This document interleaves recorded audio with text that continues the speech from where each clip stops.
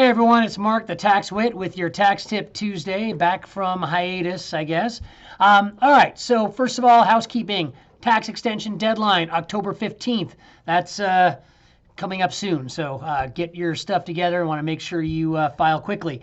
Good news is, if you owe money, normally you'd be paying 6 months worth of interest because the extension would have been filed in April. This year, only from July, you're not going to get hit as bad. All right. Also, there is no new stimulus. In order for another stimulus to happen, even though I see stuff on Facebook all the time, it's got to take Congress, the Senate, and the President agreeing on something. Don't hold your breath. All right. Today's tax tip is about audits and the statute of limitations. All right. Typically, the IRS can audit you. They have 3 years.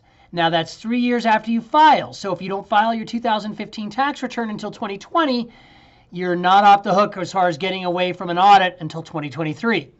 Now, unless there's a few situations where they can say, we need more time. If you accidentally forget to report 25% of your income, well, the IRS can have 6 years to audit you, and that's only if it's accidental. If they rule it's fraudulent, hey, they can have unlimited amount of time to audit you. All right. They also have 6 years if they're challenging the basis in your property, meaning if you sell your Oscar Mayer Wienermobile for $50,000 and you tell the IRS, oh, well, I spent $45,000 on improvements and purchase price, so I'm only going to pay tax on $5,000. They can get 6 years if they're saying that's what the issue is. It can be much longer when it comes to foreign income and investments. That's a whole other topic. I don't have time to go into that. All right. Also, if you don't file at all, well, there's an unlimited amount of time for them to audit you. So always file, even if you owe money. If you amend a return, it only increases the IRS's ability to figure out if they want to audit you by 60 days. And finally, some of you may have heard of the 10-year statute of limitations on collecting. So you have 10 years, the IRS has 10 years to get your tax debt.